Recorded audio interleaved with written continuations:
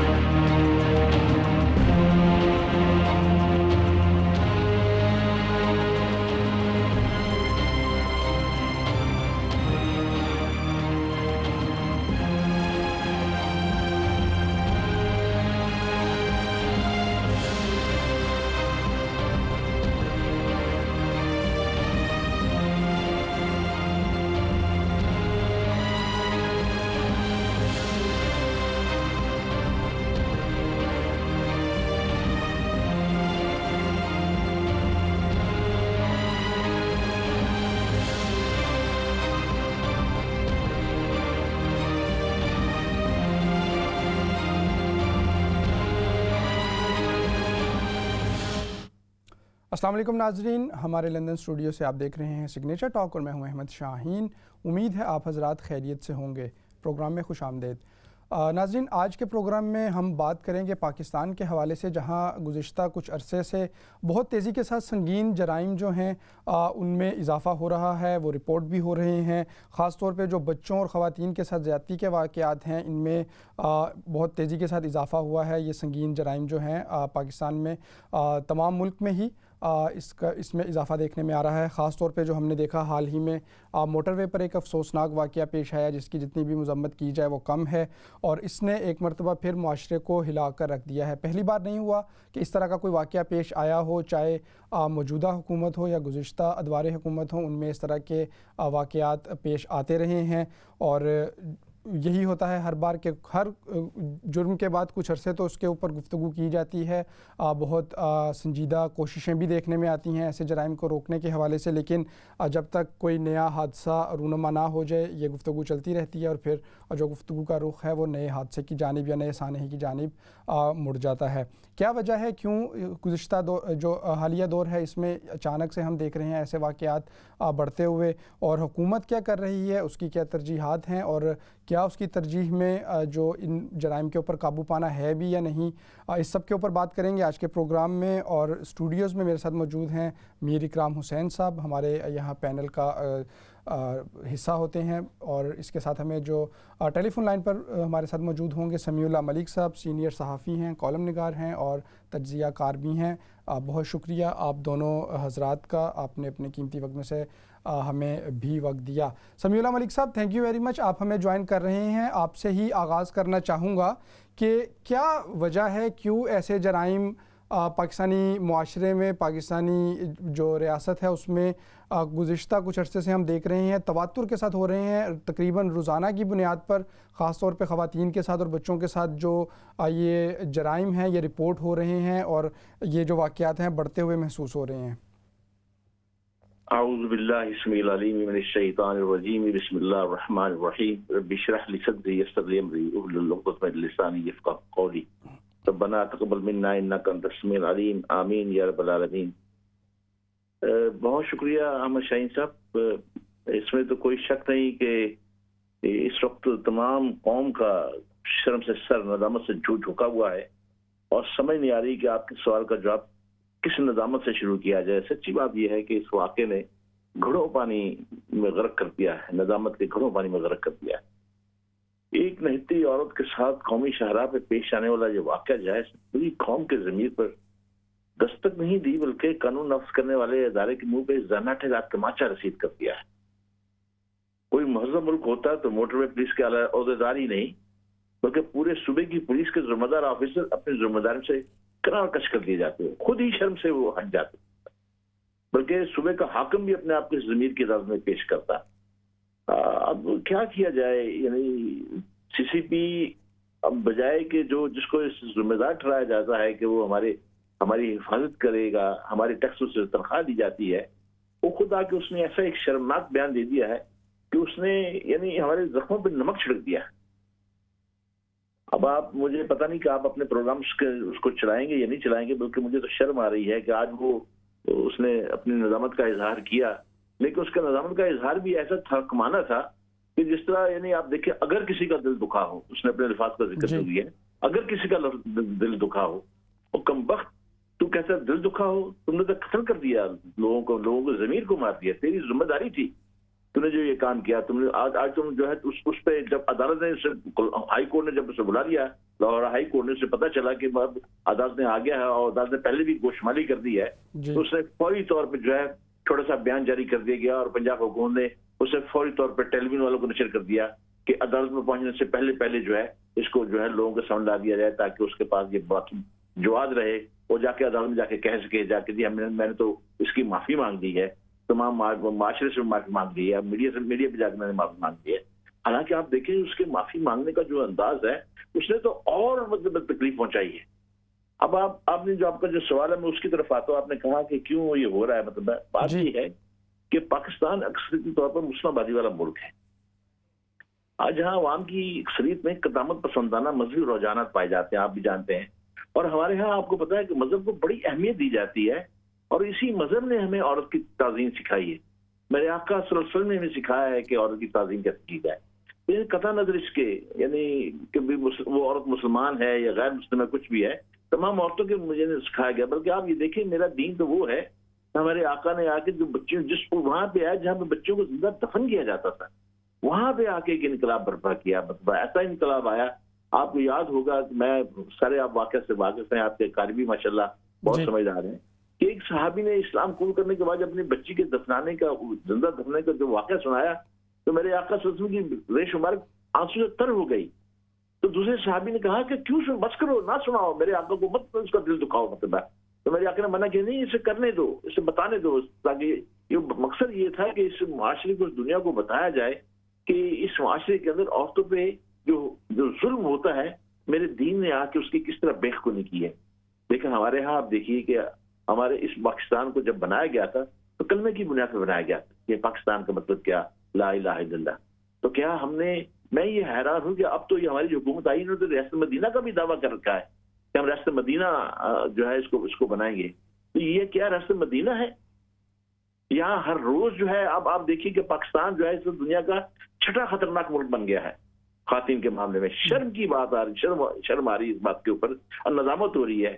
اور وہ جو سی سی پی وہ کہہ رہا ہے کہ جی اب عورت کو یہ سارا الزام اس نے عورت نے لگا دیا، اس خاتون پہ لگا دیا، اور حالانکہ اس خاتون کو جب پولیس پہنچی وہاں پہ، اس نے جب فون کیا تو ہائی وے پولیس کو کنورٹ کر دیا جائے، جو ہائی وے نے کہا اس کو موٹر کو کرو، تم اس کو کرو، ایک گھنٹہ اسی میں گزار دیا۔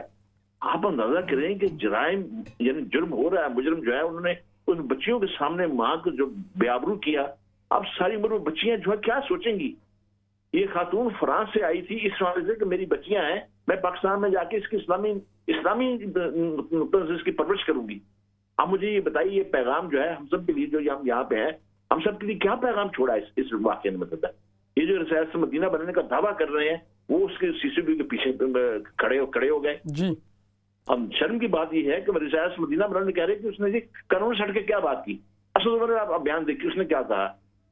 آپ یہ شرم کی بات ہے۔ اصل آج مراد جو ہے وہ اسمبلی کے اندر جو ہے وہ اپنی بحث میں لگے ہوئے ہیں، بجائے کہ تم لوگ جو ہے اس بات پہ نظامت ہونا یہ چاہیے تھا جس میں نے کیا۔ آپ مجھے یہ بتائیے کہ اگر یہ واقعہ ریاست مدینہ کا ذکر کرتے ہیں، اگر یہ واقعہ عمر فاروق کے زمانے میں ہوتا تو کیا اب تک ایسی تحقیق ہو رہی ہوتی؟ انہوں نے کہا کہ ہم 24 گھنٹوں میں مجرم کو پیش کر دیں گے، کہ مجرم کو کس نے پیش، مجرم خود پیش ہو گئے۔ انہوں نے کیا کیا ابھی تک؟ ان کی کارکردگی کیا ہے؟ مطلب جی اچھا سمیع صاحب، بالکل گفتگو کو آگے بڑھائیں گے، اس کے اوپر مزید بات بھی کریں گے۔ بہت سارے پہلو ہیں جو ڈسکس کرنے ہیں، اس کے حوالے سے میر اکرام صاحب بھی موجود ہیں، ان کو بھی ساتھ گفتگو میں شریک کرتے ہیں۔ میر صاحب، یقینی طور پہ ایک افسوسناک واقعہ ہے اور ہم نے دیکھا، اور انسانوں کے معاشرے میں جرائم ہوتے ہیں، ہر طرح کے جرائم ہوتے ہیں، لیکن پھر اس کے اوپر جو سزا ہے وہ بھی دی جاتی ہے، اس کے جو تدارک کی کوشش ہے وہ بھی کی جاتی ہے۔ وہ کہاں دیکھ رہے ہیں؟ یہ جو پاکستان میں حالیہ دنوں میں ہم نے دیکھا بڑے پیمانے پہ ایسے واقعات ہو رہے ہیں، تو کہاں پہ ہے وہ سزا، اس کو روکنے کی کوشش کوئی دیکھتے ہیں ہل جل؟ بالکل، جو صورتحال ہے اس میں تو یقینی طور پہ جیسے فرمایا ملک صاحب نے، بہت ہی تکلیف دہ صورتحال ہے، بہت دکھ ہوا سن کر۔ اور ایک وقت تھا کہ جب مختارہ مائی کا نام آیا اور مختارہ مائی کے ساتھ اجتماعی زیادتی کی گئی، اور پھر وہ قصہ چلتا رہا. اس عورت نے جس کے ساتھ یہ زیادتی ہوئی موٹر وے پہ، اس نے اپنا نام ظاہر نہ کیا، اپنی جو ایف آئی آر کٹی ہے اس کی وہ بھی کزنز نے، اس کے رشتہ داروں نے کٹوائی، اور وہ یہ سمجھتی تھی کہ ایک تو جو معاشرے نے جو چور ڈاکوؤں نے کیا، پھر معاشرہ کرے گا میرے ساتھ، میڈیا کر رہا ہے. میڈیا کیا کرے گا؟ پاکستانی میڈیا روز ہر لمحے ہر گھنٹے جو خبر چلتی ہے، جہاں وہ خوف زدہ ہے وہاں ہمارے معاشرے کی اور بچیاں خوف زدہ ہو رہی ہیں. بہرحال تو ایک اگر ہم حل کی طرف جاتے ہیں، جو اگر دیکھیں کہ بھئی اس قسم کے جرائم کا حل حکومت کے پاس بہت آسان ہے، ادارے موجود ہیں.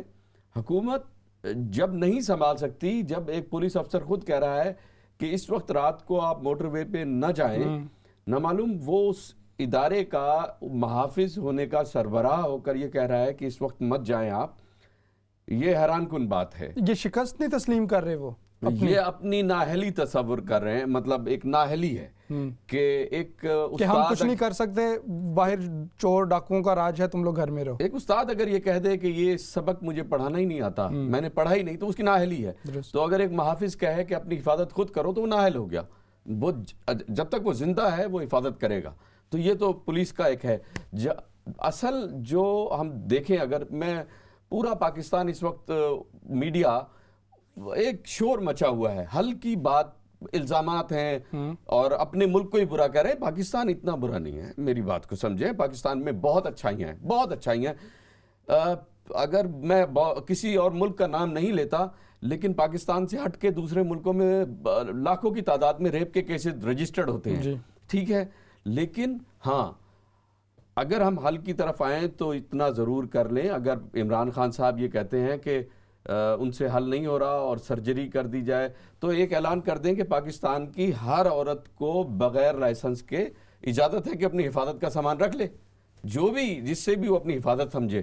اگر جس طرح اگر یونائٹڈ اسٹیٹ میں اجازت ہے کسی اسلحہ رکھنے کی اپنی حفاظت، پولیس کا اور قانون نافذ کرنے والے ادارے، اگر غریب جو گھاس کاٹنے جاتی ہے اور اس کا وہاں ریپ ہو جاتا ہے، غریب عورت، تو وہ بول سکتی ہے علاقے کا چودھری یا وڈیرا سائیں، چپ کرا کے فیصلہ کرا کے ختم کر دیتے ہیں. تو اگر حل کی طرف جو جائیں اور پاکستان کی عورت کا صرف حکومت اعلان کر دے وہ اسلحہ رکھیں یا نہ رکھیں، حکومت اعلان کر دے کہ ہر عورت اسلحہ رکھ سکتی ہے اور بغیر لائسنس کے، کوئی قریب نہیں جائے گا. اس کو ڈر ہوگا کہ شاید اس کے پاس کچھ ہو نہ ہو. تو کوئی حل نکالیں. میڈیا بیٹھ کے الزام دے رہا ہے، میڈیا بیٹھ کے دہائی دے رہا ہے، بحث در بحث. اس کی حل کی طرف جائیں، کوئی سالڈ کوئی ایسا قدم اٹھائیں، عملی قدم اٹھائیں جس سے کچھ نظر بھی ہے. اچھا سمیع اللہ ملک صاحب، اتنی بے باکی سے اتنے بڑے بڑے جرائم ہو رہے ہیں، یہ جو واقعہ ہوا یہ بھی، اس کے علاوہ جو ہم بچوں کے ساتھ دیکھتے رہے پچھلے کچھ عرصے میں، تو کیا وجہ ہے؟ خوف کیوں ختم ہو گیا ہے؟ جو اس طرح کے جرائم سر انجام دے رہے ہیں وہاں پر ان کے دلوں سے خوف نکل گیا، ریاست کا خوف بھی، قانون نافذ کرنے والے اداروں کا بھی. اس کی کیا وجہ ہے؟ حامد شاہین صاحب، آپ بہت زبردست آپ نے یہ سوال کیا ہے، اور میں اپنے بہت ہی محترم بھائی میر کرام حسین صاحب کی اس بات سے بھی اتفاق کرتا ہوں. بہت خوبصورت بات انہوں نے اس کی طرف اشارہ کیا ہے. لیکن مجھے یہ بتائیے کہ یہ وہی ملک تو نہیں، یہ پاکستان وہی ملک ہے نا جہاں پہ 3 دفعہ ہماری اسمبلی نے شریعت قوانین کی مخالفت کی، شریعت قانون کو ریجیکٹ کیا. کیا ہمیں اس بات کا علم ہے؟ یعنی میں پاکستان کی بات کر رہا ہوں، میں اسرائیل ہندوستان کی بات نہیں کر رہا. میں یعنی پاکستان کی اسمبلی جہاں کے جو ممبران جو ہیں کروڑوں اربوں پہ ہمارے ڈکار جاتے ہیں، وہاں پہ شریعت بل آیا، تعزیر کا بل آیا، اس کو ریجیکٹ کر دیا گیا، منسوخ کر دیا گیا. میں نے یہ سوال جو ہے، اب میں آج مجھے اس میں کوئی بات نہیں بات کرنے، میں نے یہ سوال جو ہے تمام سمجھ باتوں کو جو سربراہ تھے ان سے بھی یہ کیا. میں نے کہا کہ آپ نے جب کانسٹیٹیوشن پہ کیے تھے اس وقت آپ نے یہ سوچا نہیں، آپ نے تعزیر کے معاملے پر قرآن کیا کہتا ہے؟ قرآن کا تو مطالبہ ہے، افلا تدبر. قرآن تو مطالبہ کرتا ہے، تم اس میں تدبر کیوں نہیں کرتے؟ اس کے قرآن تو یہ ہمیں کہتا ہے کہ جو اللہ کے بنائے ہوئے قانون کے خلاف فیصلہ کرے وہ فاسق ہیں، وہ مجرم ہیں. میں پاکستان کی بات کر رہا ہوں جو ریاست مدینہ بنانے کا دعویٰ کر رہے ہیں.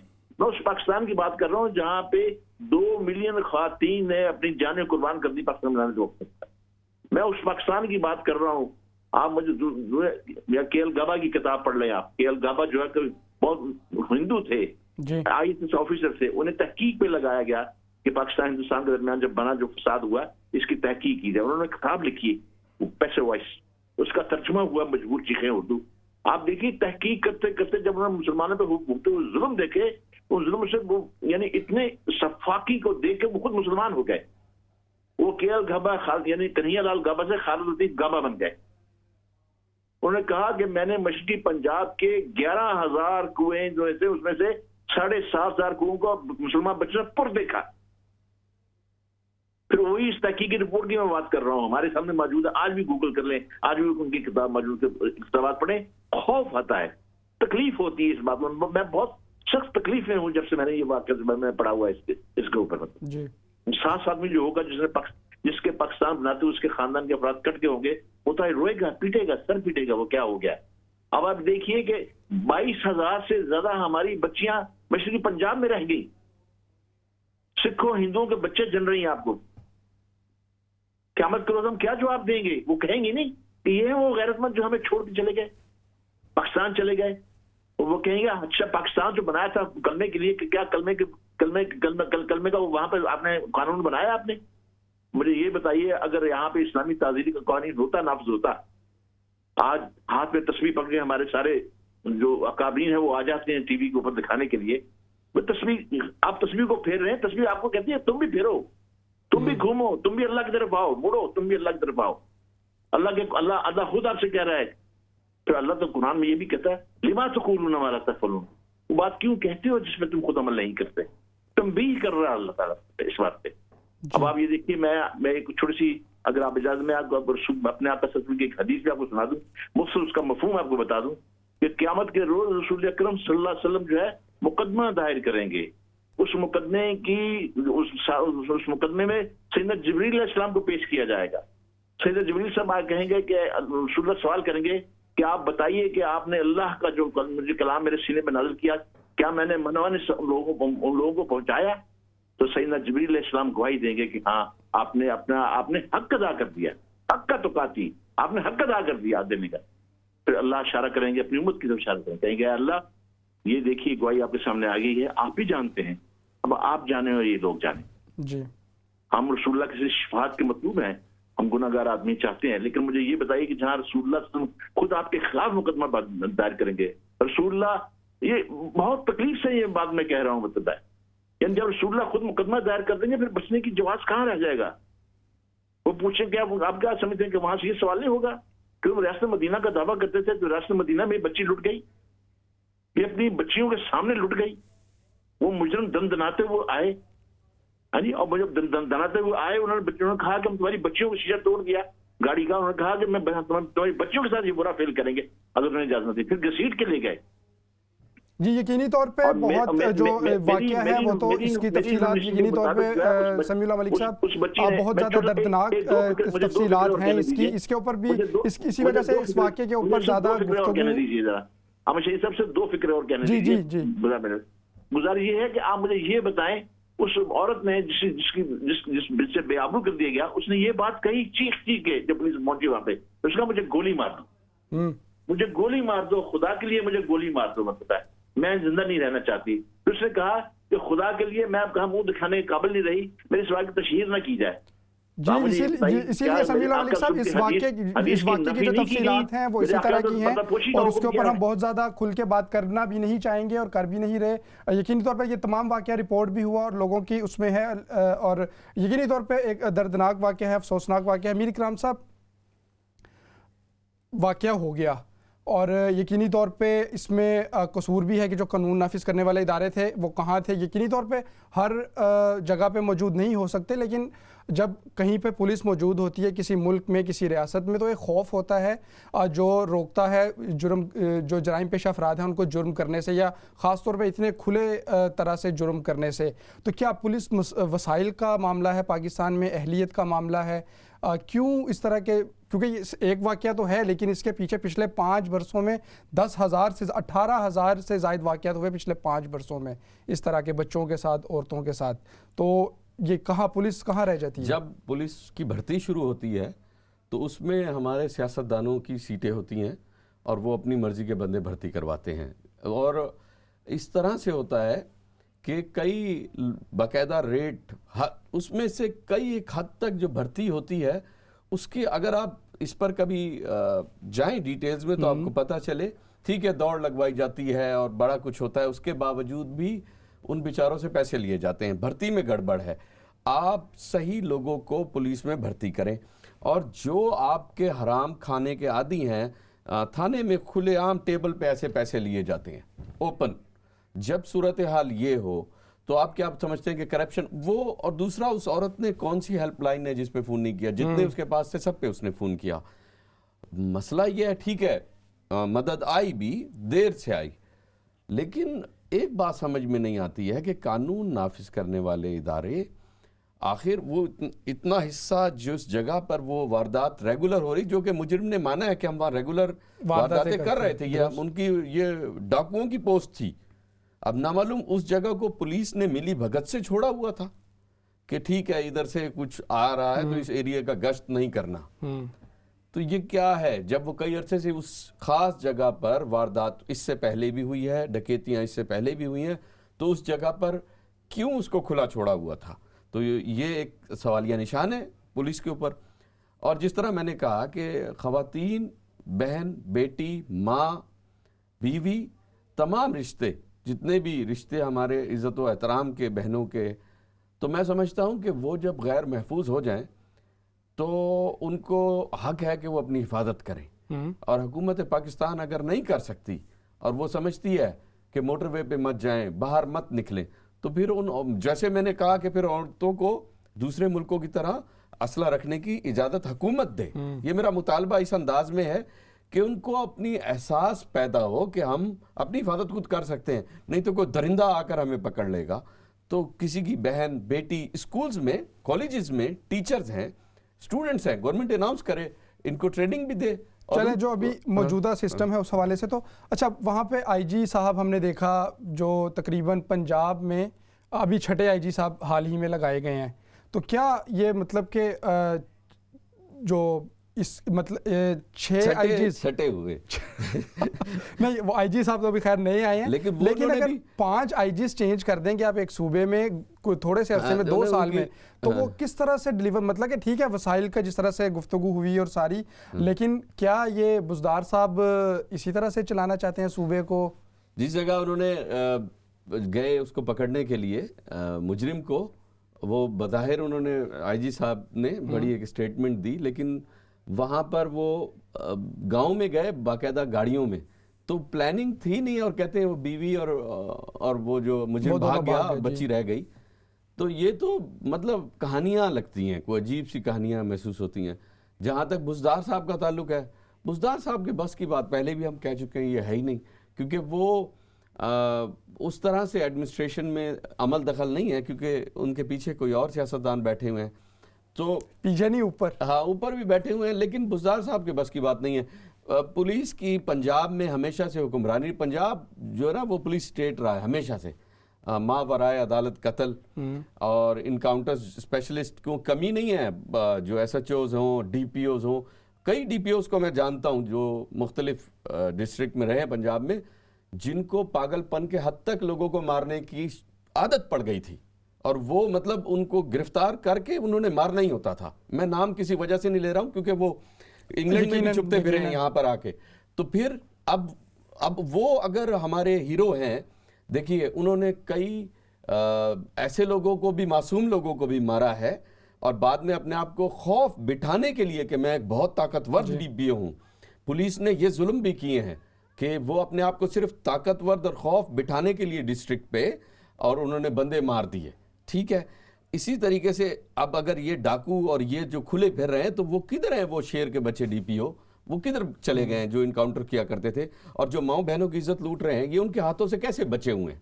سوال تو یہ ہے نا, یہ بھی پولیس پہ ہی سوال ہے کہ وہ جو انہوں نے پولیس نے چھوڑے ہوئے تھے کہ جاؤ بندوں کو مارو, ڈی پی او صاحب, وہ ڈی پی او صاحب کدھر ہیں؟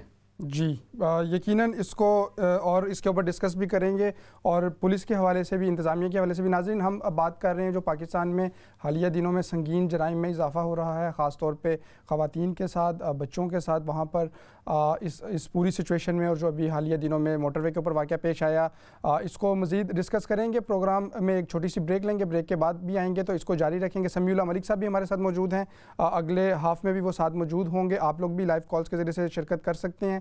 دیکھتے رہیے اسلام چینل اردو۔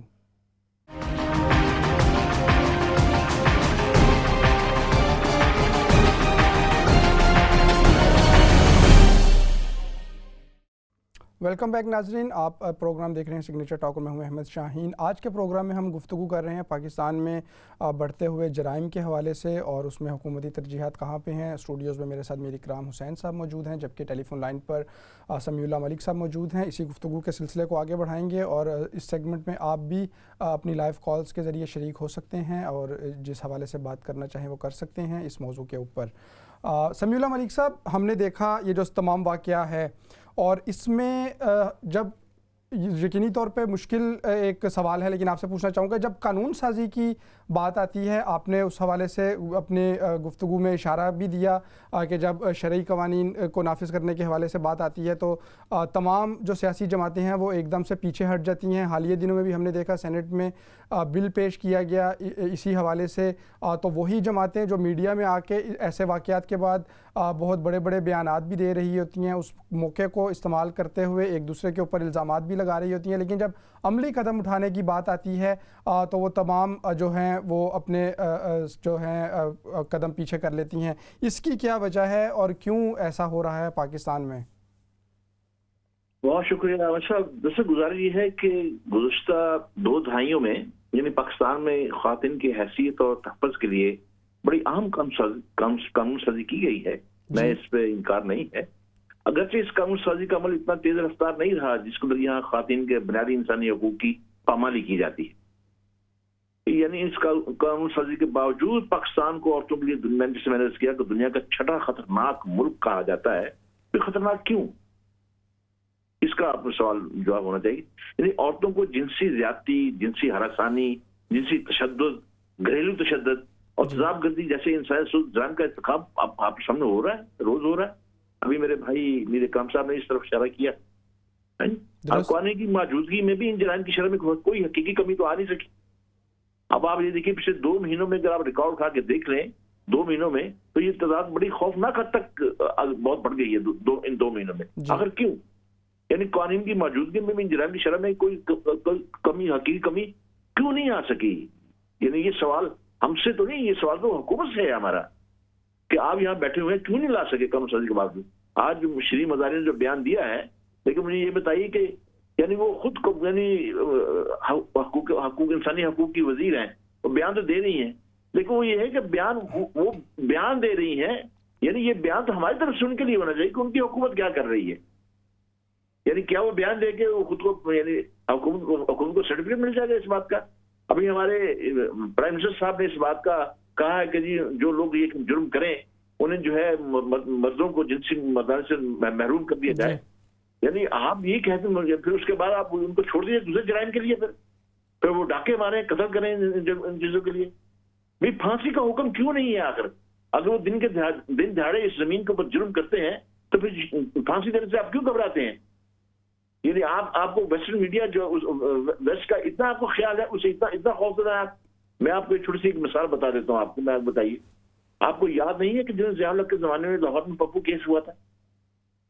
اس پپو کیس کا فوجی عدالت میں فوری طور پر ٹرائل ہوا، ودن 8 days 9 days میں ان کو واقعی بات لاہور میں پھانسی دے دی گئی۔ 5 لاکھ لوگوں نے اس ملک کو دیکھا، میں نے خود اپنی آنکھوں سے دیکھا وہ واقعہ، میں اس کا تشخیص گواہ ہوں۔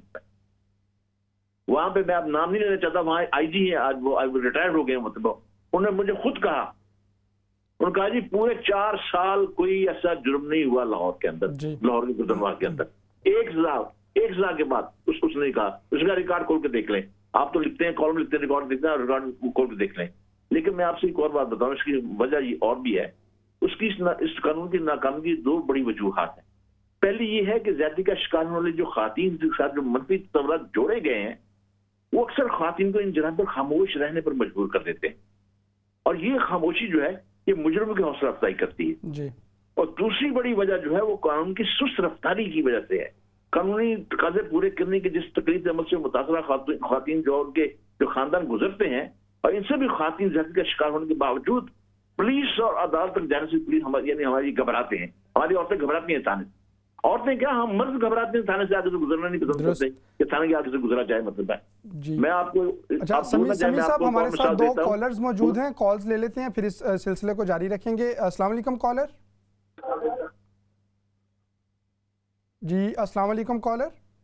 جی وعلیکم السلام احمد شاہین صاحب، میں عبدالقیوم بول رہا ہوں سویڈن سے. بات یہ ہے کہ دیکھیں جن لوگوں نے موٹر ویز بنوائے تھے، یہ میاں جو لوری ہے، تو ان کو نہ تو انہوں نے پیٹرول پمپ بنوائے، نہ انہوں نے پولیس کی چوکیاں بنوائی، نہ انہوں نے رستے میں کوئی ایسا انتظام کروایا کہ حالات ایسے ہوں کہ رات کو یہ کس لیے موٹر وے بنے تھے. خربون پہ جو آج انہوں نے چھپا کے لندن میں بیٹھے، اسی موٹر ویز کے لیے تھے انہوں نے. تو یہ جب بنانے والے کرپٹ ہوں، پاکستان کی پارلیمنٹ میں سب لوگ کرپٹ اور بددیانت بیٹھے ہوئے ہیں، تو آپ کیا سمجھتے ہیں کہ پاکستان کے اندر کرائم ختم ہو جائیں گے؟ کبھی ختم نہیں ہونے والے. معصوم بچیاں 2 مہینے 6 مہینے 6 سال 5 سال ہر روز ہم سنتے ہیں ان کے ساتھ زیادتیاں ہو رہی ہیں. آپ کے ججز اگر دیانتداری کے ساتھ فیصلے کریں، پاکستان سے تنخواہیں لے رہے ہیں، بلٹ پروف گاڑیوں میں بیٹھتے ہیں، تو جب پاکستان کے ججز، آپ کے سیاستدان جو سمجھے لے کے بیٹھے ہوئے ہیں، جب دیانتداری سے کام نہیں کریں گے تو یہ کام ہونے والا ہے، یہ روز ہوگا. جی ایک کالر اور ہیں، ان کو بھی شریک کر لیتے ہیں. السلام علیکم کالر. وعلیکم السلام وبرکاتہ. جی جی آواز آ رہی ہے؟ جی جی فرمائیے. نزاکت حسین شاہ واکنگ سے آپ کو اور آپ کے مہمانوں اور ویئرز کو پیار اور دا بر اسلام. اجازت دیجیے گا کمنٹ کرنا چاہتا ہوں. جی ضرور. آپ کرنٹ افیئر پر بات کر رہے ہیں جو گجر پور کا واقعہ ہے. افسوس سے کہنا پڑتا ہے بھائی جان، پلیز کال کاٹیے گا نہیں، افسوس سے کہنا پڑتا ہے جو اس ہماری بہن کے ساتھ ہوا یہ ناقابل برداشت ہے. میں دو باتیں کہہ کر بات کو ختم کروں گا. آپ کے بہت سے کالر ہیں. اگر ثانیہ ماڈل ٹاؤن کا صحیح فیصلہ ہوا ہوتا، ثانیہ ساہیوال کبھی نہ ہوتا. اگر ثانیہ ساہیوال کا صحیح فیصلہ ہوا ہوتا، ثانیہ گجر پورا کبھی نہ ہوتا. 70 سال کا بگڑا ہوا نظام آپ ایک دن میں ایکسپیکٹ نہیں کر سکتے ٹھیک ہوگا. مگر عمران صاحب کے لیے میسج ہے، محترم آپ کے لیے لوگوں نے یورپ میں دعائیں مانگ کر آپ کو اقتدار میں لایا ہے. آپ کا وقت آ چکا ہے، آپ نے ایکشن لینا ہے. یہ پولیس، پنجاب پولیس، بھائی میں معذرت کے ساتھ کہتا ہوں، ہو سکتا ہے اللہ نہ کرے یہ نکلے ہی پولیس والا، اللہ نہ کرے. یہ شوز کے مارک میں اکیلا آدمی کہتا ہوں، کسی نے نہیں کہا. نئے شوز کسی نے پہنے ہوئے تھے. چور ڈاکو نئے شوز افورڈ نہیں کر سکتے، بھوکے ہوتے ہیں، ورداتی ہوتے ہیں. ورداتی لوگوں کے پاس نئے کپڑے نہیں ہوتے، وہ نئے شوز کے فٹ پرنٹ تھے. یہ بہت بڑی سازش ہے. بہت شکریہ، تھینک یو ویری مچ. اچھا بات کو جو مزید آگے بڑھاتے ہیں، میر صاحب آپ کو حکومت کی جو موجودہ حکومت ہے اس کی ترجیح میں کہیں امن و امان اور خاص طور پہ یہ جو سنگین جرائم ہیں اس قسم کے، ان کا تدارک کرنا، ان کو روکنا یہ نظر آتا بھی ہے یا نہیں؟ کہاں پہ فوکس لگتا ہے؟ ہم دیکھتے ہیں معاشی حوالوں سے وہ بات کرتے ہیں، معیشت کا حال بھی سب کے سامنے ہے کہ جی ہمارا فوکس معیشت ہے، لیکن وہ سامنے وہ احتساب کا نعرہ لگاتے ہیں. احتساب بھی جو ایک جس طرح سے ہو رہا ہے وہ سب کے سامنے ہے. تو کیا ترجیح ہے حکومت کی؟ امن و امان ترجیح میں ہے، نہیں ہے، کرنا نہیں چاہتے، کر نہیں سکتے؟ حکومت سے آنے سے پہلے باتیں بہت کی، لیکن ترجیحات، پلاننگ، ہوم ورک کمپلیٹ نہیں تھا، اور یہ کسی نہ کسی طریقے سے گورنمنٹ میں آ گئے. اب ان کو پتہ کچھ نہیں ہے، ٹو بی ویری آنیسٹ. ترجیحات یہ تو دیکھیے، حکومت 2 بڑی اہم باتیں ہیں، سیاسی ادارے اور سرکاری ادارے. یہ سرکاری ادارے جو بنے ہوئے ہیں ہمیشہ کے لیے انہوں نے کام کرنا ہے اپنا. تو حکومتی ادارے صرف نمائندگی کرتے ہیں عوام کی، وہ عوامی نمائندے ہوتے ہیں. جو سرکاری ادارے، جو سرکاری افسر تنخواہ لیتے ہیں اپنے کام کی، وہ کوئی ایس ایچ او ملازم ہوتا ہے، اس کو ملازم کو اپنا کام کرنا چاہیے، حکومت کا، عوام کا، ٹھیک ہے، سول سرونٹ. تو جو سول سرونٹ ہے وہ حاکم نہیں ہوتا ہے، وہ عوام کا ملازم ہوتا ہے اور اس کو خدمت کے لیے رکھا ہوتا ہے. تو یہاں پہ صورتحال بالکل مختلف ہے. یہ عوام انہی سے خوف زدہ ہے اور اس میں پوری طرح ناکام ہو چکی ہے. پاکستان کی جو پولیس کا یہ جو سسٹم ہے یہ آلریڈی ناکام ہو چکا ہے. یہ اس میں کوئی شک و شبے والی بات نہیں. اس پہ ان کی ڈیبیٹس ہو گئی، انہوں نے بڑی کوشش کی. حکومت نے وہ ایک درانی صاحب کو لے کے آئے، وہ بھی چلے گئے، انہوں نے کہا پنجاب پولیس میرے بس کی بات نہیں ہے. تو پنجاب پولیس میں 3-4 گروپ ہیں، ایک بھی نہیں ہے، ان کے اندر پولیٹکس ہے، اور یہ سارے گروپس جو ہے نا یہ سب پیسے کے اوپر، وہ بندر بانٹ کے اوپر گروپس بنے ہوئے ہیں، کوئی کرائم کم کرنے پہ گروپ نہیں بنے ہوئے یہ. جی اچھا، کالر ساتھ ہیں، ان کو بھی شریک کر لیتے ہیں. السلام علیکم کالر. وعلیکم السلام ورحمۃ اللہ وبرکاتہ. جی امجد شاہین صاحب، آپ مجھ سے زیادہ چھوٹے نہیں، 20 سال چھوٹے ہوں گے، بٹ جب میں نے فرسٹ ماسٹرز کیا تو میں نے ورلڈ ہسٹری میں کیا تھا.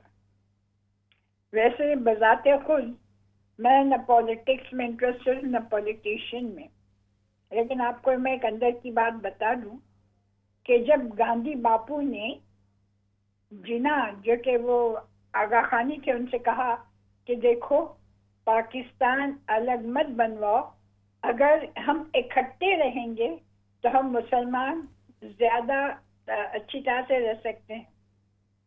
اور اندر کی بات میں آپ کو یہ بھی بتا دوں، ان کا بیٹا اور بہو سب مسلمان ہیں، وہ خود مسلمان ہیں، ان کو قرآن یاد تھا. چلیں تھینک یو ویری مچ. آپ نے ایک الگ سے معاملے کے اوپر گفتگو کی.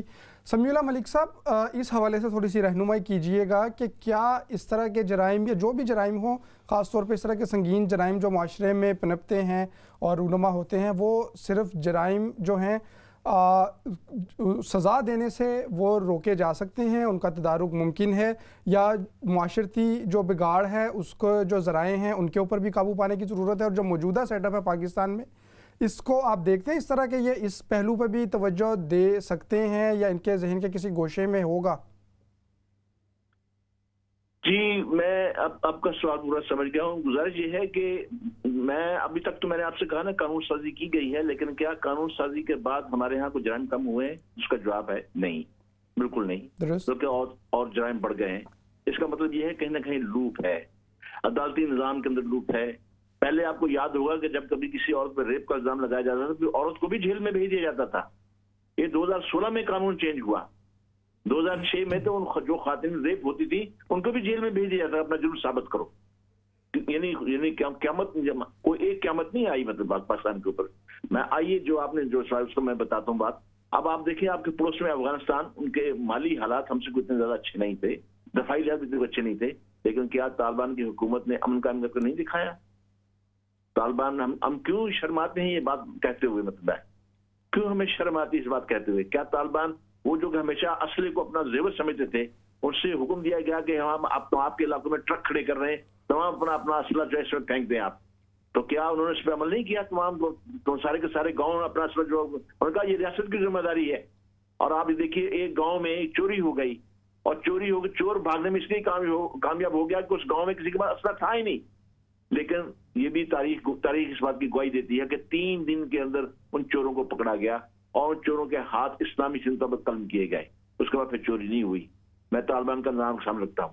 دوسری نظام آپ آئیے ایتھوپیا ہم سے کہیں زیادہ غریب ملک، افغانستان سے بھی کہیں زیادہ غریب. وہاں پہ صومالیہ آ جائیے آپ. صومالیہ کے اندر تھوڑا سا نظام ان کو موقع ملا، ان کو لوگوں کو مطلب ہے ان کو صرف 1.5 سال حکومت کرنے کا موقع ملا انہوں نے جب اسلامی حکومت قائم کرنے کی کوشش کی. صومالیہ پہ اس لیے عذاب کیا گیا کہ اس نے اسلامی حکومت کا نام، اسلامی تعزیر کا جو سلسلہ شروع کیا تھا. وہاں پہ 2 لوگوں نے یہ جرم کیا. یہ جرم آپ آج گوگل میں دیکھ لیجیے. 2 نے جرم کیا. ایک مجرم کو 7 دن کے اندر، دوسرے کو 3 دن کے اندر گرفتار کر لیا گیا اور ان کے سر قلم کر دیے گئے. میں نے 20 سال سے زیادہ عرصہ جو ہے مڈل ایسٹ میں گزارا ہے، بڑی اچھی پوسٹ پہ گزارا ہے، کویت میں بھی، سعودی عرب میں بھی. میں نے سعودی عرب میں، آپ دیکھیے آپ کچھ بھی کہہ سکتے ہیں، میرے 100 اختلافات ہیں اور سعودی کا اور چیزوں سے مطلب ہے، لیکن تعزیر کا معاملہ یہ ہے کہ آپ دیکھیے کہ میں نے وہاں پہ ایسے جرائم ہوتے ہوئے نہیں دیکھے. کیا وہاں پہ آپ مجھے بتائیے کہ وہاں پہ کتنے لاکھ پاکستانی بستے ہیں، کتنے لاکھوں غریب ملکوں سے لوگ وہاں پہ گئے ہوئے ہیں. وہاں پہ وہ چوری کیوں نہیں کرتے؟ وہاں پہ جیولری کی دکانیں کھلی ہوتی ہیں. وہاں پہ یہ ایسے جرائم کیوں نہیں ہوتے؟ مطلب ہے کویت میں کیوں نہیں ہوتے؟ میں کویت میں بھی رہا ہوں، بحرین میں بھی رہا ہوں. وہاں پہ ایسے جرائم کیوں نہیں ہوتے؟ وہاں پہ تو اذان ہوتی ہے، مواقع اصلاحات کا بورڈ لگا کے دکان کھلی کو چھوڑ کے چلے جاتے ہیں. اس کی صرف وجہ صرف یہ ہے میرے عزیز کہ وہاں پہ اسلامی قوانین کی تعزیر کا خوف ہے. میں آپ کو چھوٹا سا ایک واقعہ بتا دوں. آپ کو نکسن کی بایوگرافی میں واقعہ مل جائے گا. نکسن نے یہ واقعہ کوٹ کیا ہے اس نے کہا جب میں شاہ فیصل کے زمانے میں گیا سعودی عرب کو دورہ کرنے کے لیے تو میں نے ایک سوال کیا. میں نے کہا کہ میں نے سنا ہے کہ آپ کے ملک کے اندر چور کا ہاتھ کاٹ دیا جاتا ہے, کیا آپ نہیں سمجھتے یہ ظالمانہ سزا ہے؟ تو شاہ فیصل نے فوراً سے کہا, اس نے کہا کہ تم ایسا کرو, تم اپنے دورے کو 1 مہینے میں محیط کر دو, میں سرکاری جو تم مانگتے ہو تمہیں دے دیتا ہوں, ہمارے ملک میں گھوم پھر کے دیکھو کتنے لوگوں کے ہاتھ کٹے ہوئے. یہ نظام بھی دیکھو کہ ہم یہاں پہ جو شہروں میں نہیں, دیکھو تم گاؤں میں بھی جاؤ, میں تمہیں یہ موقع دیتا ہوں. یہ نکسن نے اپنی بایوگرافی میں لکھا ہے, یہ سعودی عرب نے نہیں, کسی مسلمان نے نہیں لکھا ہوا, میں اس کی بات کر رہا ہوں. آپ آئیے, ایک اور بہت بڑا سویڈن سے ایک سوال تو آیا. سویڈن کے ایک بہت بڑے یونیورسٹی کے پروفیسر ہیں, مطلب انہوں نے اپنی بایوگرافی میں یہ بات لکھی, انہوں نے اسلامی اسی تعزیر کے نظام پر لکھا. اس نے کہا کہ دنیا کے اندر اگر آپ چاہتے ہیں کہ امن قائم ہو تو آپ کو اسلامی قوانین کی طرف جانا ہوگا.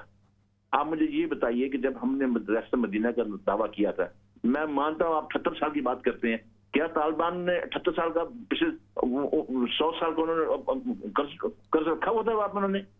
آپ مجھے یہ بتائیے کیا صومالیہ نے جو کیا تھا یا ایتھوپیا نے جو کیا تھا, کیا انہوں نے یہ کہا کہ پچھلے 20 سال سے یا 30 سال سے یہ ہمارا بگڑا ہوا نظام چلا آ رہا ہے؟ مطلب ہے آپ مجھے بتائیے, مطلب طالبان کے زمانے میں ان کا دور حکومت دیکھ لیجیے, بات انہوں نے ختم کر دی گیا, ان کے دور میں جرائم کی فہرست نکال کے دیکھ لیں آپ, کیا اسی طالبان کے سامنے یہ سرنگو نہیں ہوئے؟ اللہ کے اپنے وعدے ہیں. دیکھیے اللہ کو ضروری نہیں, ہم نے اپنے کلمے کی بنیاد ملک کو بنایا, قربانیاں دی. میں یہ کبھی سمجھتا ہوں کہ بعض کا ہوتا یہ ہے کہ جب بہت زیادہ مصیبت آتی ہے, ممکن ہے آپ مجھ سے اختلاف کر سکتے ہیں, ممکن ہے وہ شہداء جو ہیں وہ اپنے کٹے پھٹے جسموں کے ساتھ اللہ کے سامنے حاضر ہوتے ہیں, یا اللہ ہم نے قربانی دی اس ملک کے لیے. آپ مجھے یہ بتائیے کہ اس ملک کے اندر کیا آپ بھول گئے بلوچستان کے سرداروں نے کیا کیا تھا؟ ایک بچی نے اپنی مرضی, اس کی ماں نے اس کی مرضی مطلب اس کی شادی کروا دی تھی, شادی کی تھی, اس نے اس کو پکڑ کے لائے, اس کا حاملہ تھی, اس کا پیٹ چیر کے اس کو دونوں ماں اور بیٹی کو زندہ دفن کر دیا گیا. پھر کتوں کو چھوڑا گیا پہلے, اس کے بعد دفن کر دیا گیا. جب اس سرداروں کو سینٹ کے اندر, سینیٹر تھے, اس کو میں اس کا نام نہیں لینا چاہتا, آپ گوگل کے اندر آپ کو پتہ چل جائے گا, یا میرے مضامین دیکھ لیجیے گا. آپ میں جب بلایا گیا اس نے کہا جی یہ ہماری ریت ہے, ہماری روایات ہیں, ان کو مت چھیڑیں آپ. آپ مجھے یہ بتائیے جی سینٹ کے ہمارے ٹیکس میں پڑھنے والے جو پلے ہیں وہ ہمیں یہ بتاتے ہیں ہماری یہ روایات ہیں, ان کو کس نے حق دیا ہے کہ ایک نکاح کیا اس نے اسلامی قانون کے مطابق, اور اس کو بلا کے اس نے کہا کہ اس نے کوئی اپنی مرضی شادی کی ہے, اس لیے اس کو جو ہے اس کو ذبح کر دیا جائے, اور کتوں کا ڈال دیا. کیا ہم نے کچھ کیا؟ نہیں کیا ہم نے. یہ ہمیں سزا مل رہی ہے. اگر ہم نے ریاست مدینہ کا جب ریاست مدینہ کی بات کی گئی تھی تو میں نے اپنے کئی کالم میں, پھر میں نے خود ملاقات میں بھی یہ بات اس سے کہی تھی, میں نے کہا یہ بہت بڑا نام آپ نے دیا ہے, ایک قدم بڑھانے کی ضرورت ہے, جرأت کی ضرورت ہے, ریاست مدینہ کی طرف جانے کی جرأت کی ضرورت ہے. جب آپ جرأت کر لیتے ہیں آپ تو اس کے بعد پھر خوف نہیں رہتا. پھر آپ دیکھیے گا کہ دنیا کے آپ دنیا سے نہ ڈریں, آپ نے یہ کام اللہ کے لیے کرنا ہے. یاد رکھیے یہ دل جو چھوٹا سا لوتھڑا ہے, اس کے اندر صرف ایک خوف رہتا ہے, یہ حدیث کا مفہوم ہے, یا اللہ کا خوف یا دنیا کا خوف. اگر اللہ کا خوف ہو تو ساری دنیا آپ سے کامتی ہے, لرزہ بر اندام ہوتی ہے. لیکن اگر دنیا کا خوف آ جائے تو پھر آپ اسی طرح رضی اور رسوا ہوتے ہیں جس طرح آج ہم ہو رہے ہیں. آج ہم ایٹمی قوت تو بن گئے ہیں, لیکن کیا بتائیے مجھے کیا ایٹمی قوت ہونے کا ہمارے لچھن یہی ہے جو آج کل ہو رہے ہیں ہمارے یہاں بچیاں. آپ نے واقعی وہ کہ مالٹون کا فیصلہ نہیں ہوا, کیوں نہیں ہوا؟ مالٹون کا فیصلہ ہونا چاہیے تھا, جو قتل ہوا تھا, جو نجائز قتل ہوئے تھے. آپ مجھے یہ بتائیے پچھلے دنوں زینب کا قصور میں جو ہوا اس کو مجھے کو تو پھانسی بھی دے دی گئی, لیکن اس کے بعد پھر بھی یہ کام ہوا. یہ کیوں اثر نہیں ہوا؟ اسی وجہ سے اثر نہیں ہو رہا کہ ہمارے جو عدالتی نظام ہے وہ ٹھیک نہیں ہے. عدالتی نظام یہی ہے جو کہ سعودی عرب 8 دن کے اندر فیصلہ ہو جاتا ہے, 8 دن کے اندر. پھر ہمارے جو وکلا ہیں مطلب ہے وہ اس بات پہ شور مچانا شروع کر دیتے ہیں, اس کی وجہ کہ ان کی وکلا گردی نہیں جاتی, ان کو فیس ہوتی. مطلب ہے فیصلہ تو فوراً ہونا چاہیے. مطلب ہے آپ مجھے یہ بتائیے کہ ہمارے ہاں جو معاشرہ جو ہمارا ہے, جیسے آپ سے عرض کیا کہ ہم تھانے جانے سے ڈرتے ہیں, مرد ڈرتے ہیں, عورتیں ڈرتی ہیں. پھر اگر کوئی چلا بھی جائے تو ان سے ایسے سوالات کیے جاتے ہیں FIR درج کروانے وقت کہ وہ شرم سے منہ چھپا کے بھاگ آتی. مطلب ہے یہ تو ہمارا نظام ہے وہاں پہ. اور آپ صحیح بات ہے, اگر آپ وہ کہتے ہیں موٹر وے بنائے گئے, موٹر وے جب بنائے گئے, مجھے یہ بتائیے کہ موٹر وے کھولے تو آپ کے زمانے 3-4 یہ جو 4 موٹر وے کھلے ہیں, آپ نے کیوں نہیں انتظام کیا؟ یہ ہماری ذمہ داری ہے یا پرانوں کی ذمہ داری ہے؟ جی یقینی طور پہ سمیع اللہ ملک صاحب اور بھی سوالات ہیں، اس حوالے سے بھی آپ کے پاس آئیں گے۔ میر اکرام حسین صاحب موجود ہیں۔ میر صاحب، سمیع اللہ ملک صاحب نے بھی اپنی جو گفتگو اس کے آخری حصے میں اس جانب اشارہ کیا پاکستان کے عدالتی نظام کے حوالے سے، اور عموماً یہ ایک تاثر بھی بن چکا ہے کہ یہ جرائم ہوں یا اس سے ہٹ کے کچھ جرائم ہوں، وہ کرنے والوں کو پتہ ہوتا ہے کہ ہماری ضمانت بھی ہو جائے گی، ہم اس سے بچ نکلیں گے، اور یہ جو حالیہ دنوں میں بھی جن کا نام آ رہا ہے ان کے حوالے سے بھی یہ ہے کہ یہ عادی مجرم ہے، اس سے پہلے بھی پکڑے گئے، باہر نکلتے رہے۔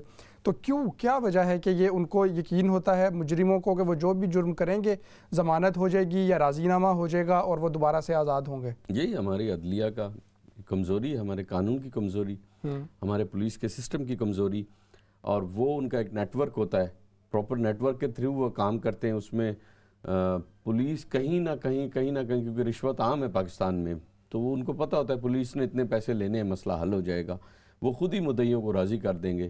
تو اس طرح سے یہ پاکستان کے اندر ایک سسٹم ہے جو چل رہا ہے، لیکن کہیں نہ کہیں جو ملک صاحب بات کر رہے تھے، میں 100% نہ صحیح تو کیونکہ افغانستان کی اپنی ایک تاریخ ہے اور اپنا ایک ان کا نظام ہے، لیکن پاکستان ایک مختلف جگہ ہے اور وہاں کا اپنا ایک نظام ہے۔ لیکن یہ بات صحیح ہے کہ کچھ معاملوں میں کم از کم، اگر تمام کا تمام نہیں تو کچھ تو اسلامی قانون کر دیں، کچھ معاملوں میں اسلامی سزائیں دے دیں، شروعات ہو۔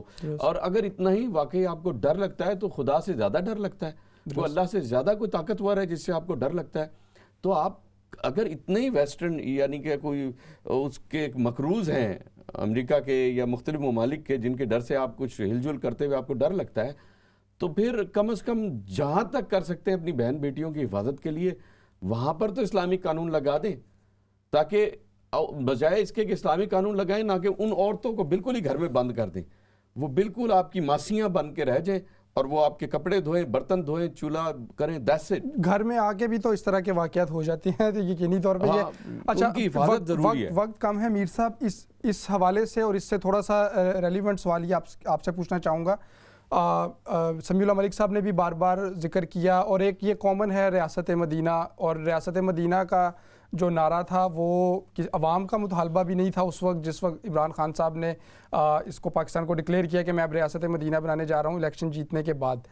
تو جب یہ دعویٰ کر رہے تھے تو وہ مدینہ کا کیا ماڈل ان کے ذہن میں، مطلب کہ ہم تو جانتے ہیں سمیع اللہ ملک صاحب نے بھی کہا اور کہ ریاست مدینہ میں جو شہریوں کے حقوق تھے، جو وہاں پہ امن و امان کی صورتحال تھی اور جو جس طرح سے جرم کرنے والوں کو سزا دی جاتی تھی، تو خان صاحب کے ذہن میں کیا چیز تھی، اور وہ کیا ان کو ریاست مدینہ کا صحیح تصور ان کے ذہن میں نہیں تھا اور انہوں نے بغیر سوچے سمجھے یہ نعرہ لگا دیا، اور جب عملی اقدامات کی بات آئی ہے تو وہ بالکل غائب ہیں اور چپ ہیں؟ ریاست مدینہ کی بات پہلے کرتے ہیں۔ یہ ماضی کے دور میں جنرل ضیاء الحق صاحب کا بھی رہا ہے نعرہ اسلامک نظام کا، پاکستان میں اسلامی نظام، ریفرینڈم میں بھی انہوں نے اگر آپ یہ اسلامی نظام چاہتے ہیں تو پھر آپ مجھے جو اگلے کتنے سالوں کے لیے ریفرینڈم ہوا ان کا۔ عمران خان صاحب کو بھی کوئی ایسا ہی، ویسے بات صحیح ہے آپ کی کہ اچانک کچھ کہ جی ریاست مدینہ، جبکہ کوئی ایسا کوئی پہلے کوئی سمجھ میں نہیں آیا، اور بالکل کوئی ایسی چیز نظر نہیں آتی ہے ریاست میں۔ کوئی چند ایک ایسے سٹیپس اٹھائیں، چند ایسے انقلابی کو قدم لائیں کہ لوگوں کو لگے کہ یہ کوئی ریاست مدینہ والی بات نظر آ رہی ہے، اور ایسا کوئی سٹیپ بھی نہیں، ایسا کوئی میجر سٹیپ نہیں اٹھایا، کوئی میجر تبدیلی نہیں آئی، تو پھر یہ باتیں جو ہے نا وہ پھر بندہ کہتا ہے یہ بار بار آپ نہ دہرائیں، یہ بات بار بار مت دہرائیں کہ اگر آپ کہیں ریاست مدینہ، لیکن کوئی بھی ایسا عمل کہ جو یہ ظاہر کرے کہ ریاست مدینہ کی اس دور کی جس کی آپ بات کرتے ہیں کہ اس دور میں ایسے ہوا تھا، اور وہ ایک لیکچر دیتے ہیں لیکن عملاً ایسا کوئی کام نہیں ہے، پریکٹیکل کوئی سٹیپ نہیں ہے۔ بالکل میر صاحب بہت شکریہ، تھینک یو ویری مچ، آپ ہمارے ساتھ شریک رہے۔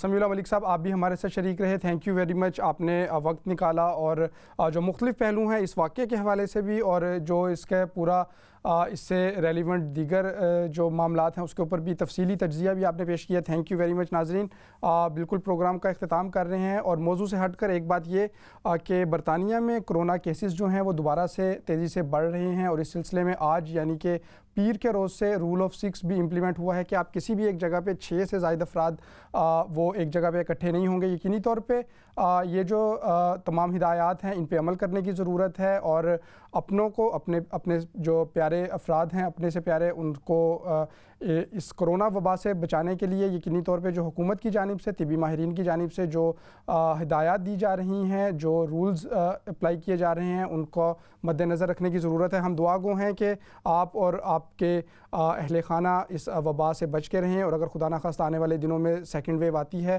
تو اللہ رب العزت آپ کو محفوظ رکھے. اس کے ساتھ ہی اپنے میزبان احمد شاہین کو اجازت دیجیے. اللہ نگہبان.